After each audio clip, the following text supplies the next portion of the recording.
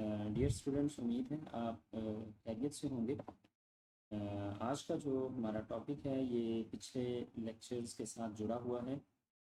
वो तमाम स्टूडेंट्स जो इस टॉपिक को मुकम्मल तौर पे समझना चाहते हैं, उनके लिए ज़रूरी है कि वो पिछले तमाम के तमाम टॉपिक्स को लाजमी देखें, उन्हें समझने की कोशिश करें और उसके बाद इस टॉपिक को देखेंगे तो आपको एक अच्छे अंदाज में इस टॉपिक की समझ आए। इसके अलावा हम कुछ इसका रिव्यू भी करेंगे।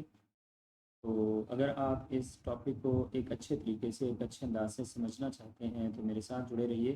ये टॉपिक बहुत इंटरेस्टिंग होने वाला है और कोई भी टॉपिक उस वक़्त बहुत ज़्यादा दिलचस्प हो जाता है जब हम किसी थ्योरेटिकल जो एक्सप्लेनेशन को प्रैक्टिकली देखने की तरफ जा रहे हैं। तो जैसे आपको यहाँ पे नाम से अंदाज़ा हो रहा है कि आज हम थर्मल एक्सपेंशन के कंसिक्वेंसेस इन रियल लाइफ उनको स्टडी करने जा रहे हैं। ये चैप्टर नंबर 1 10th क्लास की फ़िज़िक्स का टॉपिक है। तो चलते हैं अपने आज के टॉपिक की तरफ। देखें स्टूडेंट्स, पीछे हमने थर्मल एक्सपेंशन के बारे में डिटेल से डिस्कस किया था कि जब किसी भी सब्सटेंस को हीट अप किया जाता है तो उसके पार्टिकल्स एनर्जी गेन करते हैं और after gaining the energy the molecules of that substance start vibrate. During vibration, जैसे जैसे हीट एनर्जी बढ़ती जाएगी वैसे वैसे वाइब्रेशन ऑफ पार्टिकल्स वो भी इंक्रीज होती जाएगी और due to increase in vibratory motion they collide with each other and as a result the distance between particles increases as heat energy increases. और इसके बदले में हमने देखा था कि इट मीन्स हीट एनर्जी का इंक्रीज़ होना ये रिज़ल्ट एक एक्सपेंशन ऑफ द मैटर में की सूरत में हमारे सामने आता है। तो इससे हमने देखा था कि ऑन हीटिंग मैटर एक्सपेंड, और इसका ऑपोजिट जब हम हीट एनर्जी नहीं देते या हीट एनर्जी टेम्परेचर कम होता जाता है तो उस सूरत में पार्टिकल्स जो हैं वो एक दूसरे के करीब आते जाते हैं, तो उस सूरत में कूलिंग का फेनोमेना। तो हमने थर्मल एक्सपेंशन की डेफिनेशन देखी थी कि thermal expansion is the increase in size of a substance when its temperature is increased. आज हम क्या करने जा रहे हैं? आज हम इसी फिजिकल फेनोमेना को इन द फॉर्म ऑफ प्रैक्टिकल्स, जो प्रैक्टिकल लाइफ में इसके एप्लीकेशंस हैं उनको स्टडी करने जा रहे हैं। जैसे थर्मामीटर्स में थर्मल एक्सपेंशन का ही एक जो प्रिंसिपल है वो यूज़ हम करते हैं। इसी तरह रेलवे ट्रैक्स हैं, तो रेलवे ट्रैक्स में जो ट्रेन के ट्रैक्स होते हैं उसके दरमियान हम गैप्स रखते हैं, उसके पीछे क्या फिनोमिना है उसको भी इसी टॉपिक में हम कवर करेंगे। ब्रिजेज़ में थर्मल एक्सपेंशन का क्या रोल है इसके बारे में भी हम डिस्कस करेंगे। अगर कोई किसी जार का जो लिड है वो टाइटली बंद हो गया हो तो उसको खोलना किस तरह से है इसके बारे में भी हम डिस्कस करेंगे। गैस कंटेनर्स को जब हम सेव करके रखते हैं तो कौन कौन सी प्रिकॉशंस हमें करना पड़ती हैं उनके बारे में देखेंगे। इसके साथ हम पाइप्स और प्लम्बिंग के अंदर थर्मल एक्सपेंशन का क्या रोल है उसको डिस्कस करेंगे और उसके साथ साथ इलेक्ट्रिक वायर्स के बारे में भी डिटेल से डिस्कस करेंगे कि वहाँ पे थर्मल एक्सपेंशन का क्या रोल है। इसके साथ हम ये देखेंगे कि रोड और कंक्रीट्स में थर्मल एक्सपेंशन का क्या रोल है और सबसे आखिर में हम देखेंगे कि बाई मेटालिक स्ट्रिप के अंदर इसका क्या रोल है। तो ये आज का टॉपिक है। उम्मीद है आप इन तमाम बातों को समझे होंगे और आपको अंदाज़ा हो रहा होगा कि आज का हमारा टॉपिक बहुत इंटरेस्टिंग होने जा रहा है। तो इसे मुकम्मल तौर पे समझने के लिए मेरे साथ जुड़े रहिए, एंड तक इस लेक्चर को देखें और उम्मीद है कि आपको तमाम के तमाम पॉइंट्स अच्छे अंदाज से क्लियर होंगे। जी, तो हम पहली इसकी एप्लीकेशन की तरफ आते हैं कि थर्मल एक्सपेंशन, इसको थर्मामीटर में किस तरह से हम यूज़ करते हैं। डियर स्टूडेंट्स, आपने गौर किया होगा कि जब हम डॉक्टर के पास जाते हैं अपना टेम्परेचर चेक करवाने, जब हमें टेम्परेचर होता है या बुखार होता है तो डॉक्टर्स थर्मामीटर की मदद से हमारे बॉडी का टेम्परेचर चेक करते हैं। इसके बारे में 9th क्लास में हमने पढ़ा था कि टेम्परेचर टेम्परेचर को मैयर करने के लिए जो इंस्ट्रूमेंट हम यूज़ करते हैं दैट इज़ थर्मामीटर। और हमने वहाँ पे मरकरी थर्मामीटर के बारे में डिटेल से डिस्कस किया, जहाँ हमने मरकरी को एज अ थर्मामीट्रिक मटेरियल कंसिडर किया। तो अगर हम इस जगह पे यहाँ पे अगर हम देखें तो ये हमारे पास एक थर्मामीटर है। इसको अगर हम गौर से देखें तो there are two parts of that thermometer, one is its bulb and second part is its capillary tube. Bulb के अंदर हम थर्मामेट्रिक मटेरियल को रखते हैं और कैपिलरी ट्यूब ये थर्मामेट्रिक मटेरियल को एक्सपेंड होने के लिए स्पेस प्रोवाइड करता है। जब हमने किसी ऑब्जेक्ट का टेम्परेचर मेजर करना हो तो हम इस थर्मामीटर को उस ऑब्जेक्ट के साथ इन कांटेक्ट लाते हैं। जैसे आप डायग्राम में देख रहे हैं कि इस बीकर के अंदर हमने गर्म पानी लिया हुआ है और इसके अंदर हमने इस थर्मामीटर को जब रखा तो heat energy from hot water उसने क्या किया, उसने thermal energy of thermometric material उसको इंक्रीज़ कर दिया और due to increase in heat energy of thermometric material expand होना शुरू हो जाएगा और due to expansion of this thermometric material we may be able to measure how much temperature of that object increased। अब यहाँ पे हम देख रहे हैं कि ये थर्मामेट्रिक मटेरियल जैसे जैसे हीट एनर्जी इंक्रीज होती है वैसे वैसे एक्सपेंड होना शुरू होता है और कैपिलरी ट्यूब में ऊपर को आता है। तो ये हमारे पास जो इसका अपर लेवल है, इसको हम ये जो स्केल दिया हुआ है 50 डिग्री 40 डिग्री 30 डिग्री 20 डिग्री, तो यहाँ पे हम देख रहे हैं कि ये मार्किंग हुई हुई है 30 डिग्री सेंटीग्रेड पे। तो यहाँ से हम अंदाज़ा लगा सकते हैं कि how much temperature of that object is. ये हमारे पास था थर्मामीटर्स के अंदर थर्मल एक्सपेंशन की मदद से हम टेम्परेचर को आसानी के साथ मेजर कर सकते हैं। This is the first application of thermal expansion in our topic. जी, तो ये हमारे पास है second application of thermal expansion. बहुत इंटरेस्टिंग है।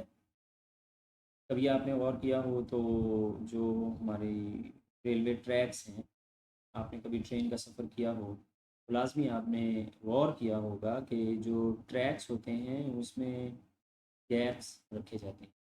जैसे आप अगर डायग्राम में गौर करें तो ये हमारे पास एक गैप नज़र आ रहा है ट्रैक के दरमियान, ये भी गैप नज़र आ रहा है।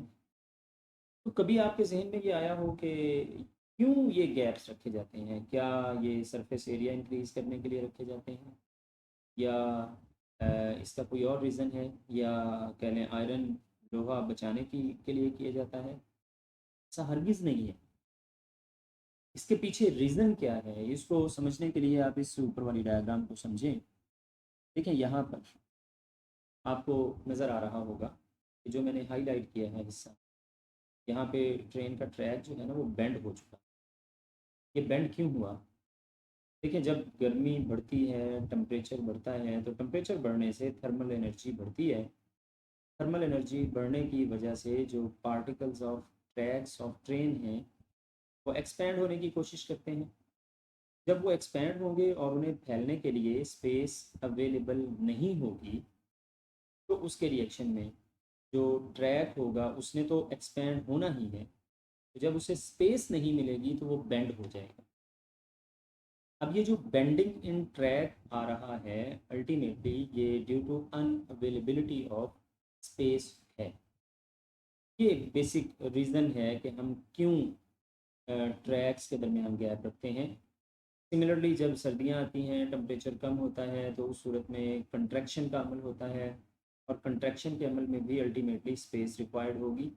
तो दोनों सूरतों में हम ये देखेंगे कि space is necessary between tracks of train. और अगर हम ये ट्रैक्स के दरमियान स्पेस नहीं रखते हैं तो उस सूरत में सीवियर एक्सीडेंट होने का ये बायस बन सकता है due to bending in track of train. ये भी बहुत इंटरेस्टिंग है। अगर आपसे आज से पहले आपको नहीं था पता तो आपको काफ़ी हद तक ये बात क्लियर हुई होगी कि it is very important to spare some gaps between tracks. उसके बाद हमारी जो थर्ड एप्लीकेशन है इज़ आल्सो वेरी इंपॉर्टेंट।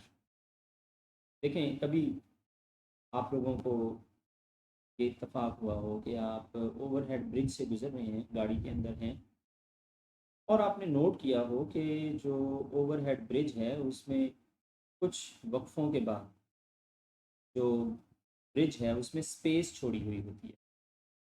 बाज़ जगहों पे वो स्पेस ऊपर कोई मेटल की बार लगा के, कोई लोहे की चादर लगा के उसे कवर किया हुआ होता है, लेकिन दरमियान में लाज़मी तौर पे एक गैप होता है।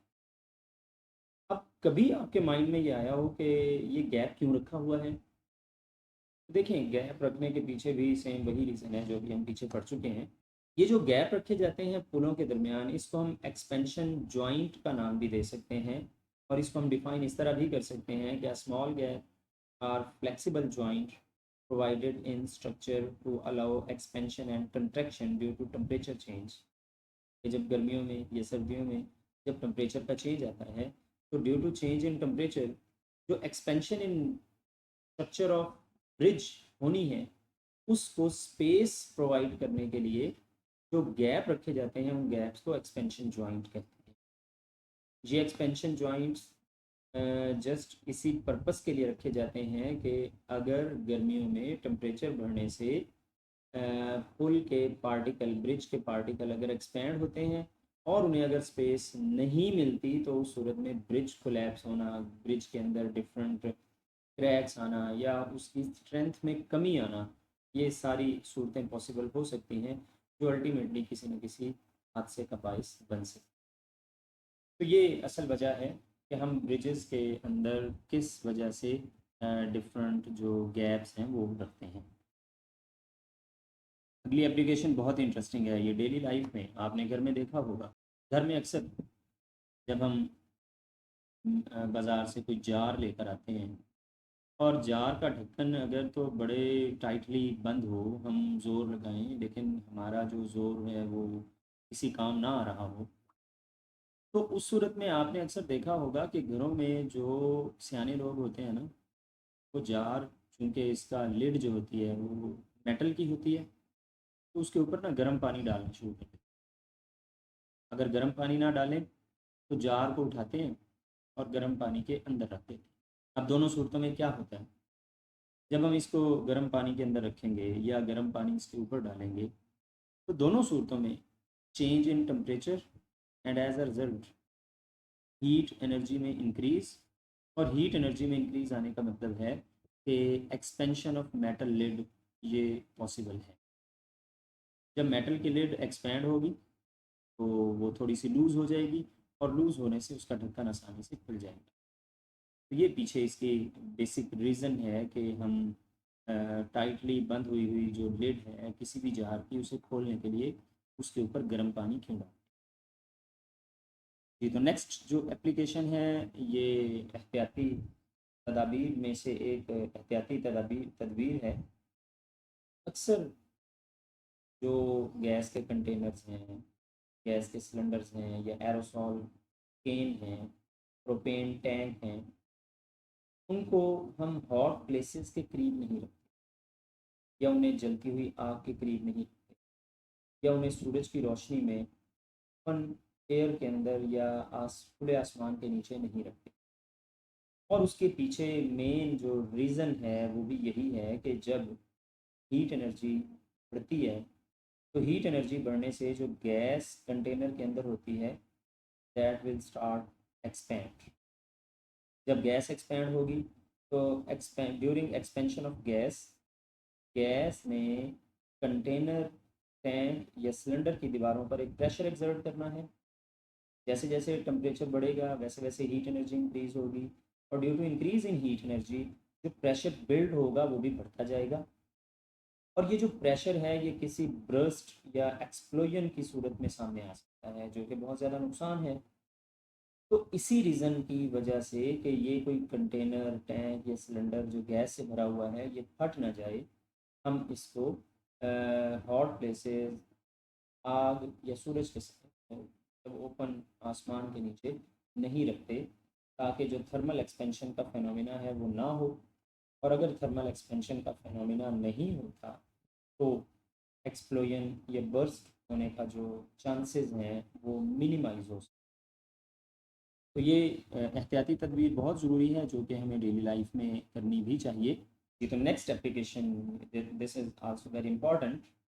हम घरों में प्लम्बिंग का काम करवाते हैं, अ, पानी की वायरिंग, गैस की वायरिंग, तो वहाँ पे भी थर्मल एक्सपेंशन के असूल को सामने रखते हुए हम कुछ एहतियाती तदाबीर अपनाते हैं।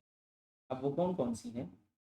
हमें पता है कि गर्मियों में हीट एनर्जी बढ़ने से गैस एक्सपैंड होगी, और गैस एक्सपैंड होने के लिए उसको स्पेस रिक्वायर्ड है। अगर हम ऐसे पाइप यूज़ करते हैं जो फ्लेक्सिबल हों, जो आसानी जिसमें बेंड ज़्यादा हों, तो उस सूरत में हमें फ़ायदा क्या होगा? उसमें हमें फ़ायदा ये होगा कि गैस को एक्सपैंड होने के लिए स्पेस मिल जाए। जैसे डायग्राम में हम देख रहे हैं कि गर्मियों में या जब हीट एनर्जी बढ़ती है तो पाइप एक्सपैंड होते हैं, जैसे यहाँ पर हम ये बात देख रहे हैं। इसी तरह सर्दियों में ये कंट्रैक्ट होंगे। अगर एक्सपेंशन और कंट्रैक्शन से होने वाले नुकसान से बचना है तो हम क्या करेंगे?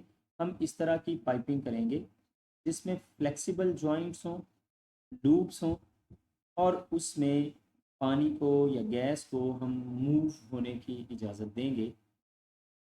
अब इसमें अगर गर्मी बढ़ने की वजह से तो गैस ज़्यादा होती है, गैस एक्सपैंड हो रही है, एक्सपेंशन के दौरान प्रेशर बिल्ड हो रहा है, तो फ्लेक्सिबिलिटी उस पर उसको कॉप अप कर लेगी, तो पाइप फटने से बचें। तो प्लम्बिंग में भी थर्मल एक्सपेंशन का यूज़ हो रहा है। तो इट मीन्स हम यहाँ पे देख रहे हैं कि जो थर्मल एक्सपेंशन है इसके एप्लीकेशंस हर उस जगह पर है जहाँ पे थर्मल एक्सपेंशन होने के चांसेस मौजूद हैं। जैसे अब देखें, नेक्स्ट एप्लीकेशन है, आपने अक्सर देखा होगा कि ये जो पोल लगते हैं, इलेक्ट्रिसिटी पोल, उन पोल्स की वायर्स को बहुत ज़्यादा टाइट नहीं किया जाता। अगर आप यहाँ पे देखें, जो बड़े पोल हैं वहाँ पे, यहाँ पे तो जो है ना, डिफरेंट स्प्रिंग्स भी इस्तेमाल किए जाते हैं जो एक्सटेंशन प्रोवाइड करने में हेल्पफुल होते हैं। तो ये तो सिंपल पोल हैं, तो यहाँ पे भी अगर हम देखें तो यहाँ पे भी वायर्स को ढीला रखा जाता है, टाइट नहीं किया जाता। उसकी रीज़न है कि गर्मियों में एक्सपेंशन का फिनोमिना होना, और ड्यू टू एक्सपेंशन वायर्स को एक्सपेंड होने के लिए स्पेस चाहिए। अगर उन्हें स्पेस नहीं मिलेगी तो वायर्स के क्रैक होने का अंदेशा रहता है। तो इससे बचने के लिए हम फ्लेक्सिबल वायर्स का यूज़ करते हैं, और हम ज़्यादा जो इस मतलब को टाइट करना जो है वो ज़्यादा टाइट नहीं करते। जैसे हम यहाँ पे देख सकते हैं कि metal electric wires expand in summer due to heat and become longer, that is result in the form of sag. In winter wire contract and become shorter and tighter. हम कह सकते हैं sagging provide safety and prevent wires from breaking. तो ये electric wires को summer में जो है ना, ये ब्रेक होने से बचाने के लिए ये काम करते हैं। नेक्स्ट एप्लीकेशन भी, अगर आपने कभी गौर से देखा हो, कहीं पे रोड बन रहा हो और आपने ट्रैवल किया हो बनते हुए रोड, तो आपने देखा होगा कि रोड में ना कुछ फासले छोड़ के रोड के अंदर पुलियाँ बनाई जाती हैं। अब मेरे ज़हन में अक्सर ये आता था कि यहाँ पे जो पानी है दाएं से बाएं जाने के तो कोई रास्ता नहीं है, तो ये पुली बनाने का क्या मकसद? तो इसके पीछे आप, अगर थर्मल एक्सपेंशन का टॉपिक आपको समझ आ गया है तो आपको इस बात का आइडिया हो गया होगा कि ये पुली बनाने का मकसद है कि कंक्रीट के दरमियान स्पेस प्रोवाइड करना। जब टेम्परेचर इंक्रीज होगा, हीट एनर्जी बढ़ने से जो पार्टिकल ऑफ कंक्रीट उसने भी एक्सपैंड होना है। तो ये जो गैप्स रखे जाएं, तो गैप्स हमें स्पेस प्रोवाइड कर देते हैं, जिससे जो वियर एंड टियर का फिनोमिना है रोड्स में, उससे ये रोड बच जाए। जैसे यहाँ पे हम देख सकते हैं, there is no space for expansion and contraction. सूरत में क्या होगा?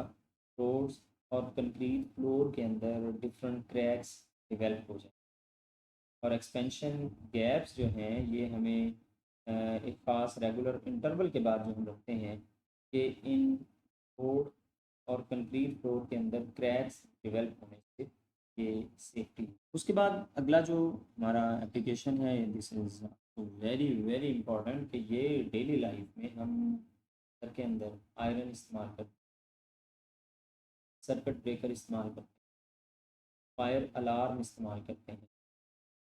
इसके अलावा हमारे घरों में गीज़र का इस्तेमाल। इन तमाम चीज़ों के अंदर एक इंस्ट्रूमेंट यूज़ होता है जिसे हम बोलते हैं थर्मोस्टेट।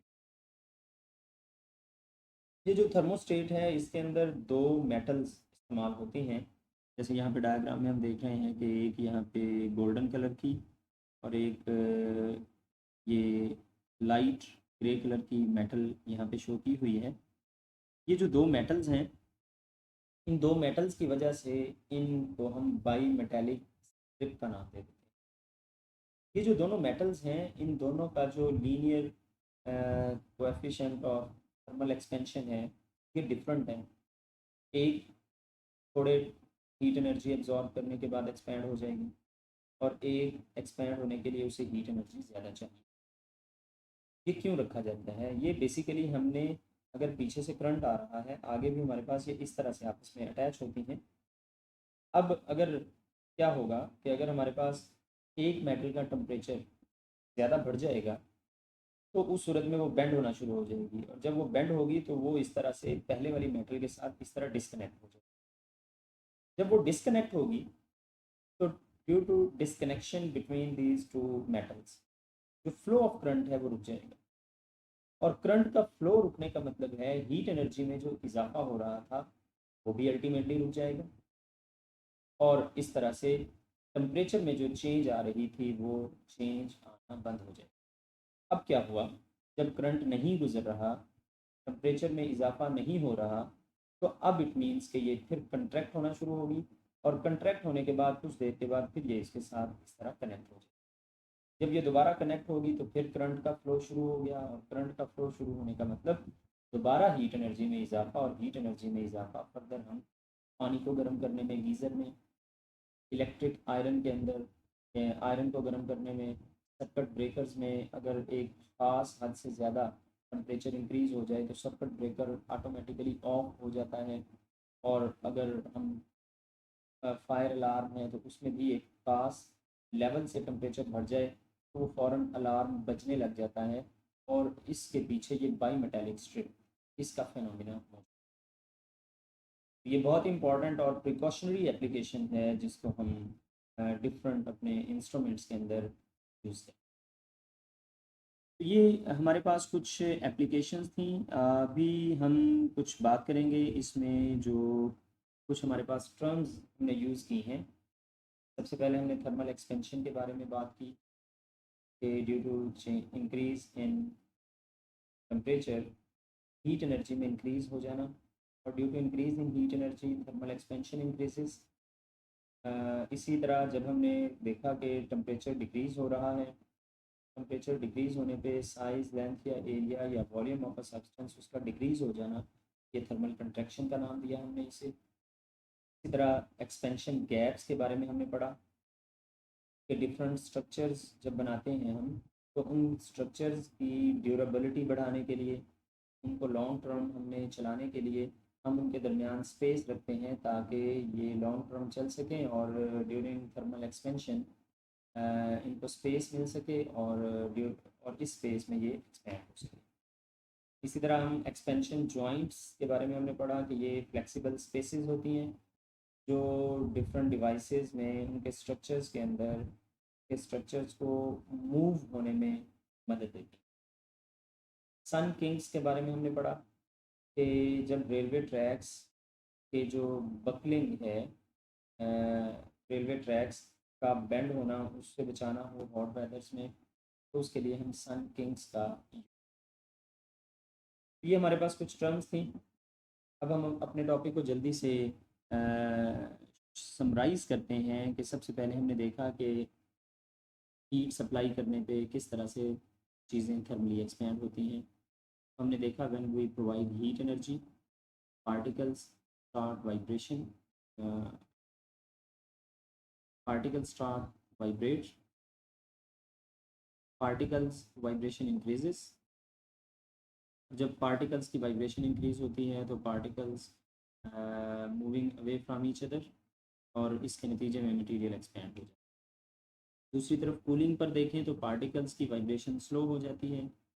जब पार्टिकल्स की वाइब्रेशन स्लो होगी तो particles come close to each other, का मटेरियल कंट्रैक्ट होगा और उसके बदले में जो कंट्रैक्शन का फेनोमेना होगा। इसके बाद जो जो एप्लीकेशंस हमने देखी उसमें हमने thermometers, gaps in railway tracks, bridge, metal lids on jar, gas containers, pipes और प्लम्बिंग्स के अंदर हमने देखा, इलेक्ट्रिक वायर्स में देखा, रोड और कंक्रीट फ्लोर्स के अंदर और बाई मेटेलिक स्ट्रिप्स के अंदर हमने इसकी एप्लीकेशंस को। और सबसे एंड पे that is also very important according to paper point of view कि किस कौन कौन से इसमें शॉर्ट क्वेश्चंस बन सकते हैं। तो चूंकि ये एप्लीकेशंस हैं तो शॉर्ट क्वेश्चंस में भी और एमसीक्यूज में भी यहाँ से क्वेश्चंस बन सकते हैं। तो पहला शॉर्ट क्वेश्चन इसमें बन सकता है कि why are gaps left between railway track. Detail हमने पहले से डिस्कस कर ली है। क्वेश्चन नंबर 2 बन सकता है how does a thermometer work on thermal expansion. इसी तरह क्वेश्चन बन सकता है why are expansion joints provided in bridge. इसी तरह ये क्वेश्चन भी बन सकता है why does a metal lid open easily after warm water. इसी तरह क्वेश्चन बन सकता है why should aerosol cans not be kept here. ये कुछ शॉर्ट क्वेश्चंस इसमें से बन सकते हैं। एमसीक्यूज़ का भी हल्का सा मैंने इसमें स्केच दिया है कि किस तरह इसमें एमसीक्यूज़ आ सकते हैं। जैसे ये 5 एमसीक्यूज़ मैंने आप इस लेक्चर में डिस्कस किए। पहला एमसीक्यू, कोशिश कीजिएगा कि आंसर देखने से पहले आप तमाम एमसीक्यूज़ पढ़ें और खुद से इनको सॉल्व करने की कोशिश करें। फर्स्ट है which of the following increases when a solid is heated, either density or volume mass or. Second MCQ, gaps are left between railway tracks to reduce noise, allow expansion in summer, save iron, prevent rust. Third है which instrument uses thermal expansion of liquid, barometer, thermometer, hydrometer और altimeter। Question number 3 पे मैं आपको एक homework भी दूंगा कि ये जो 4 इंस्ट्रूमेंट्स के नाम लिखे हुए हैं, बैरोमीटर, थर्मामीटर, हाइड्रोमीटर और आल्टीमीटर, इनके बारे में आपने लाजमी सर्च करना है कि बैरोमीटर ये किस पर्पस के लिए यूज़ होता है, थर्मामीटर किस पर्पस के लिए यूज़ होता है, हाइड्रोमीटर और एल्टीमीटर ये किस मकसद के लिए, और क्या इन सब में थर्मल एक्सपेंशन का फेनोमेना है या नहीं। इसी तरह फोर्थ एमसीक्यू है bridges have expansion joints to, why we kept expansion joints in bridges. ये भी क्वेश्चन बन सकता है। उसके ऑप्शंस हैं decorate the bridge, allow expansion and contraction, increase weight, reduce cost. इसी तरह फिफ्थ एमसीक्यू बन सकता है aerosol fans should not be kept near heat because they become heavy, gas pressure increase and may burst, they lose colours, they stop working. ये चंद एक MCQs भी यहाँ पे मैंने बनाए हैं। इसी तरह लॉन्ग क्वेश्चन क्या बन सकता है, तो ये एक इसको भी मैंने यहाँ पे डिस्कस किया है कि क्वेश्चन बन सकता है explain the consequences of tension real life. ये एक थ्योरेटिकल सा क्वेश्चन है। ये है आपको इस टॉपिक में जितनी भी मैंने बातें अभी डिस्कस की हैं वो काफ़ी हद तक क्लियर हो गई होंगी। एंड पे क्विक क्विक रिवीजन पॉइंट्स भी कुछ मैंने ऐड किए हैं। इसको आप देख सकते हैं कि हीट काजेज एक्सपेंशन, फिर हमने देखा कि कूलिंग काजेज कंट्रैक्शन, इसके बाद हमने देखा कि thermometers thermal expansion of liquid को यूज़ करते हैं। इसके बाद हमने देखा कि जो रेलवे ट्रैक्स हैं उनको बेंड होने से बचाना हो तो we must keep gaps between railway tracks.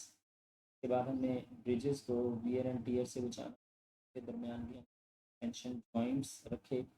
इसी तरह मेटल लिड ओपन करनी हो तो उसके लिए वार्म वाटर को यूज़ करना, गैस प्रेशर को इंक्रीज़ कब होता है? जब गैस को हीट अप किया जाता है। पाइप्स, इनको फैलने के लिए स्पेस चाहिए, इसलिए हम फ्लेक्सिबल पाइप्स का यूज़ करते हैं। इसी तरह थर्मल एक्सपेंशन, ये हमारे लिए कई तरह से यूज़फुल भी हो सकती है और समटाइम ये हार्मफुल। इसीलिए इंजीनियर्स जब भी कोई इंस्ट्रूमेंट बनाते हैं तो वो तमाम के तमाम थर्मल एक्सपेंशन के जो एहतियात होती है उसको मद्देनज़र रखते हुए वो इसको बनाते हैं। तो ये हमारे पास आज का टॉपिक था। उम्मीद है आपको आज का जो टॉपिक है वो पसंद आया होगा, और अगर इसमें किसी भी किस्म का कोई क्वेश्चन हो, कोई भी क्यूरी हो, तो आप लाजमी कमेंट बॉक्स में अपनी राय का भी इजहार करें और वो क्वेश्चन भी पूछें। अब हम मिलेंगे अगले लेक्चर में अगले टॉपिक के साथ। तब तक